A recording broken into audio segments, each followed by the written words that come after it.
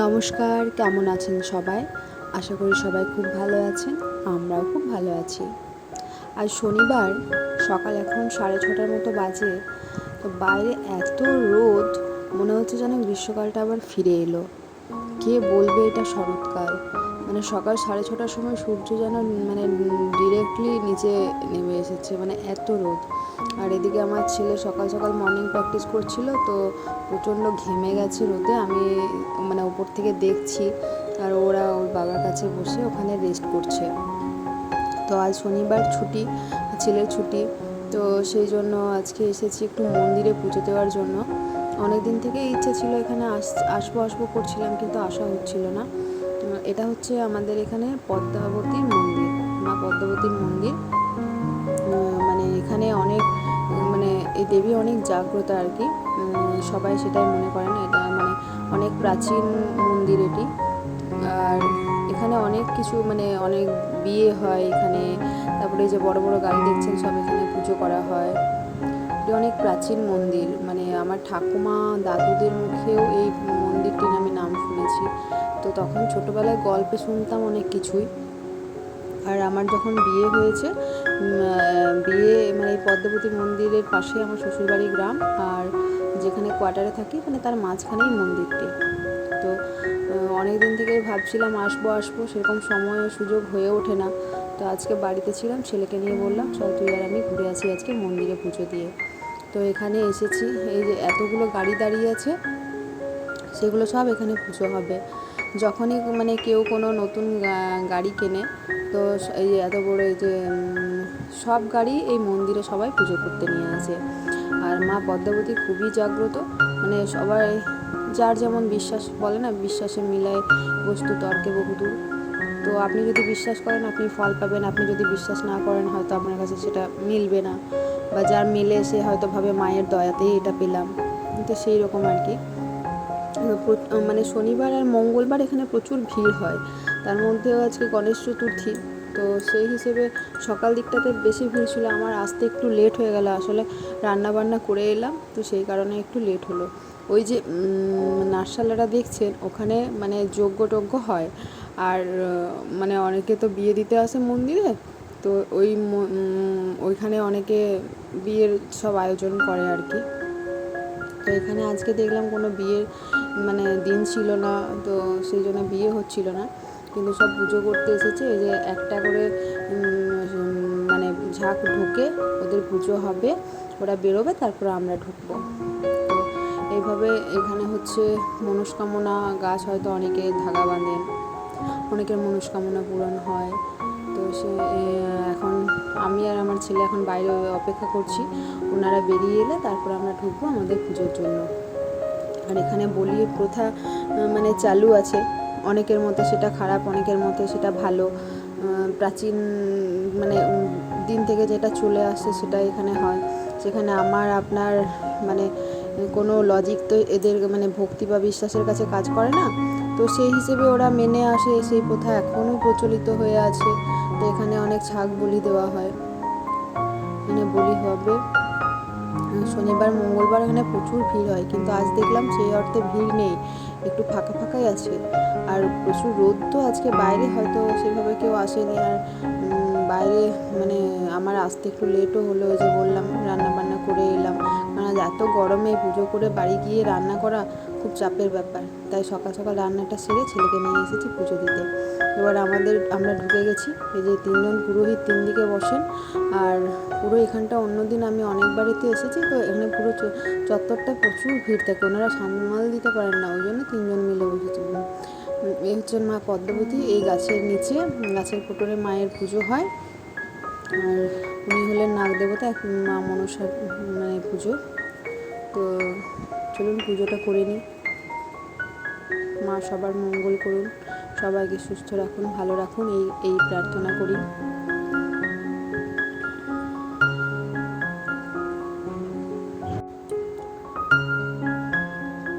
তো এবার পুজোটা করে নেব। এবার পুজো করে আমার ছেলে বলছে যে মাম্মাম একটু দাঁড়াও, আমি একটু ঢাক বাজছি, ও ঢাকের আওয়াজ শুনতে খুব ভালো লাগে, তো সেই জন্য ঢাক বাজাচ্ছি এখানে নাকি।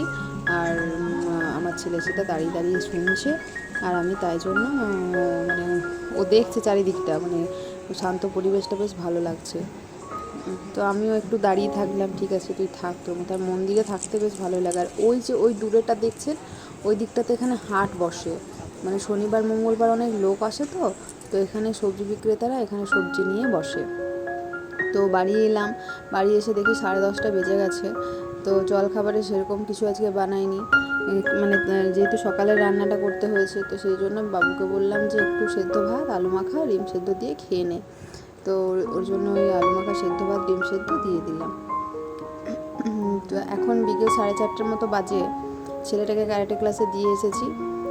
আর রাত্রেবেলা ভাবছি একটু পোলাও করব, তো সেই জন্য পোলাওয়ের চালটা ধুয়ে একটু শুকোতে দিয়েছি, যাতে মানে ঝুরঝুরে হয়। তো একটা নিউজ পেপারের উপর চালটা ধুয়ে ঝুরঝুরে করে নিয়েছি। এবার চলুন মেজারমেন্টটা করে নিই। এখানে নিয়েছি কাজু, কিশমিশ, চিনি, মানে যতটা চাল নেব তো তার হাফ চিনি নেব আর তার ডবল জল। তো এই কাপটার মাপ করে আমি 2 কাপ চাল নিয়েছি আর 1 কাপ চিনি, আর এটা 4 কাপ আমি জল নেব। আর এদিকে গরম মশলাটা একটু মিক্সিতে ডাস্ট করে নিয়েছি, আর তেজপাতা নিয়েছি। আর এদিকে 4 কাপ জল আমি গরম হতে দিয়ে দিয়েছি, গরম জল দেবো, তাহলে চিটচিটে ভাবটা হবে না। আর এদিকে চালটাতে একটু হলুদ আর একটু ঘি মাখিয়ে আমি রেখে দিয়েছি। এবার কড়াইতে প্রথমে আমি ঘি দেব, এটা আমার বাড়িতে তৈরি করা ঘি, আর মানে ঘিয়ের গন্ধে পুরো বাড়িটা একদম মমো করে। তো ঘিটা গরম হয়ে যাওয়ার পর তেজপাতা দিলাম, তেজপাতাটা একটু মানে জাস্ট ফ্লেভার আসবে, তেজপাতার গন্ধটা যে বেরিয়ে আসবে, তখন আমি বাকি ইনগ্রিডিয়েন্টসগুলো দেব।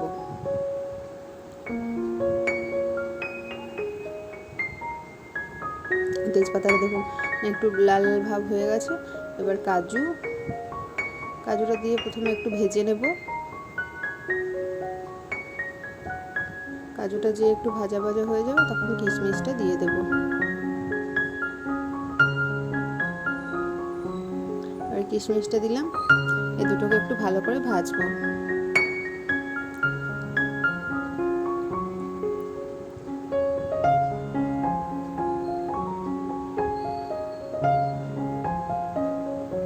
ভাজা হয়ে গেছে এবার ভালো করে। এরপর আমি যে চালটা রেখেছিলাম সেই চালটা দিয়ে 5-10 মিনিট ভেজে নেব। তো ভাজলে কি হবে, মানে চালটা ওই একটার গায়ে একটা যেটা চিটচিটেভাবে লেগে যায় সেটা লাগবে না, ঝুরঝুরে হবে। তো চালটা আমি 5 মিনিটের মতো ভালো করে ভেজে নেব। আর এটা সম্পূর্ণ কাজটাই করতে হবে কিন্তু লো ফ্লেমে, লো টু মিডিয়াম আঁচে করবেন, মানে একদম হাই ফ্লেম দেওয়া যাবে না। মানে চালটা ভালো করে ভেজে নেব। 5 মিনিট ভাজা হয়ে গেছে। এবার এর মধ্যে ওই যে মশলাটা রেখেছিলাম, গরম মশলাটা, সেই গরম মশলা গুঁড়োটা দিয়ে দিলাম। পোলাও করা একদমই সহজ, অনেকে পোলাও করতে ভয় পায় কি হবে না হবে, কিন্তু পোলাও করা খুব সহজ। ভাজা হয়ে যাওয়ার পর ওই যে 4 কাপ জল আমি গরম করে রেখেছিলাম সেটা এর মধ্যে দিয়ে দিলাম। আর এই সময়ে একেবারেই আমি দিয়ে দেব চিনিটা। চাল আর জলের পরিমাণ কিন্তু ঠিক রাখতে হবে। আর এই চিনিটা দিয়ে দিলাম হাফ। এবার এটাকে ভালো করে মানে আস্তে করে নেড়ে ঢাকা দিয়ে দেবো, একদম কম আছে। 15 মিনিট পর ঢাকনা খুলবো। এবং 15 মিনিট পর ঢাকনা খুলেছি, পোলাও একদম ঝুরঝুরে এবং সেদ্ধও হয়ে গেছে, আর পুরো ঝরঝরে পোলাও হবে, একদম চিপচিপ করবে না আর শক্তও থাকবে না, একদম ঝরঝরে পোলাও, একদম চিপচিপ করবে না। আর করবো পনিরের সবজি, তো সেটা চলুন করে নিই। এখানে কড়াইতে তেল গরম করে পনিরটা ভেজে নিয়েছি, আর এখানে একটা মশলার পেস্ট বানিয়ে নিয়েছি, পেঁয়াজ, আদা, রসুন, টমেটো, কাঁচা লঙ্কা, আদা সব কিছু দিয়ে একটু কড়াইয়ে ভেজে একটা মিহি পেস্ট বানিয়ে নিয়েছি। একটু কাজু দিয়েছি, মগজ দিয়েছি, এসব দিয়ে এবার মশলাটাকে ভালো করে কষবো। ছেলেটাকে দিয়েছি যে ক্যারাটে ক্লাসে, তো আজ বিকেল একটু রান্নাটা করে সন্ধ্যেবেলা বেরোবো একটু, সেই জন্য ওকে নিয়ে এসে পড়তে বসাবো আর আমি একটু বাইরে বেরোবো। তো রান্নাটা এখন বিকেল করে নিলে মানে রাত্রেবেলা আমার চাপটা থাকবে না। মশলাটা কষিয়ে নিলাম, ভালো করে কষাবো এই জলটা দিয়ে। আমার আজকের ভিডিওটা যদি আপনাদের একটু হলেও ভালো লাগে তো প্লিজ চ্যানেলটিকে সাবস্ক্রাইব করে আমার পাশে থাকবেন। আর যারা সাবস্ক্রাইব করেছেন তারা লাইক কমেন্ট করবেন। আপনাদের একটা লাইক আমাকে আরও নতুন ভিডিও বানানোর জন্য অনুপ্রেরণা যোগায়। তো প্লিজ আমার পাশে থাকবেন সবাই। মশলাটা কষানো হয়ে গেছে, পুরো তেল ছেড়ে দিয়েছে। এবার এর মধ্যে আমি পনিরগুলো মিশিয়ে দেবো।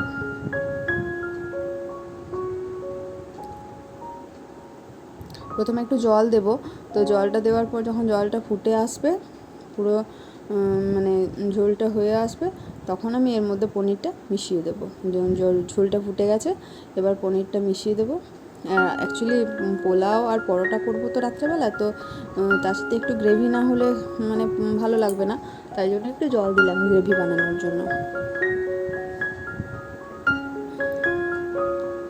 এবার এটা একটু মানে মোটা হতে থাক।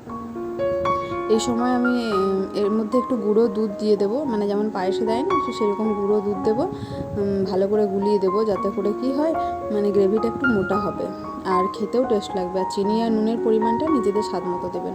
তো শাহি পনির এবার একটু বাটার দিয়ে এটাকে নামিয়ে দেবো। তো আজকের ভিডিওটা এই পর্যন্তই, আসবো পরের ব্লগে। টাটা।